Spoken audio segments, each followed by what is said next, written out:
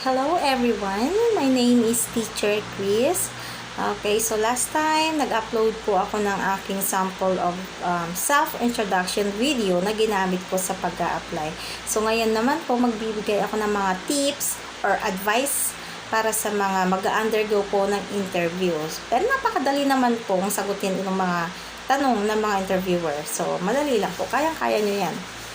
Okay, so meron namang company po na hindi na nag-i-interview. Ang kailangan lang nila is resume, self-introduction video, and then mag-undergo ka na ng demo class or the trial class.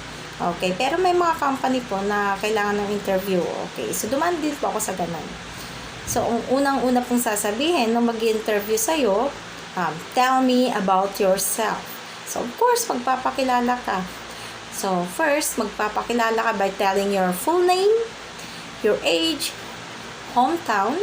Okay, so kung ikaw ay nag-aaral pa lang at nag-a-apply ka lang as a part-time ESL teacher, so pwede mong sabihin kung ano yung tinitake mong course. At kung ikaw naman ay graduate na, okay, pwede mo rin sabihin kung ano yung kursong natapos mo. And if you are currently working as a classroom teacher naman, so, i-describe mo lang or ikwento mo lang or sabihin mo lang kung ano yung ginagawa mo during face-to-face classes. So, ganoon lang po kasimple. Second possible question naman po na pwede nilang itanong sa'yo is, why do you want to work as an ESL teacher? So, bakit nga ba gusto mong magtrabaho as an ESL teacher? Okay, so, ang pwede mong isagot dito is, I have a deep passion for both teaching and languages. Pwede mong sabihin po yun. And helping students understand and communicate in English opens up a world of opportunities for them, and it is fulfilling for me as an educator. Okay, so ilalagay ko na lang po yan sa comment section. Pwede po ninyong gamitin as sagot ninyo. Okay. For number 3 possible question naman po is, how do you motivate your students? Okay, kung ikaw ay isang classroom teacher na naghahanap din ng part-time job or meron ka ng experience as a teacher or tutor like that. Okay, so how do you motivate your students? Ano ba yung ginagawa natin para mas maging interesado yung mga bata sa atin, para yung focus nila is nasa atin? Okay, so kapag ang students natin ay mga bata pa talaga, of course, they like to play, they love watching videos, okay, so they love the cartoon characters, something like that. Okay, so ang sasabihin mo, I will create a positive and engaging learning environment where students will feel comfortable and motivated to participate.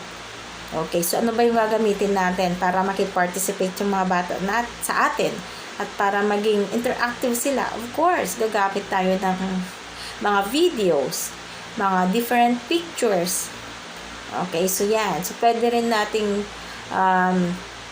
kantahan yung mga bata. And then, we will ask them to follow us or sing with us. Yan, pwede yan. Kung pwede nga sumayaw, gagawin din natin yan. Para lang maki-interact yung mga students sa atin. Okay, so pwede rin tayong gumamit ng mga games. Basta itong mga games na to or itong mga activities na ito ay connected or related doon sa ating lesson. Okay, ganun po. Okay, sa mga lesson naman po, okay, so next time, magbibigay naman ako ng mga tips kung ano yung mga lesson na ibibigay natin sa mga students natin. Okay, so yun lang po ang aking mga tips. Yung mga nasabi ko pong mga pwede nating sagutin or isagot sa mga possible question, i-comment ko na lang po. Lalagay ko na lang po sa comment section. Okay, so thank you for watching. Okay, don't forget to follow and subscribe for more updates. Thank you. Bye-bye.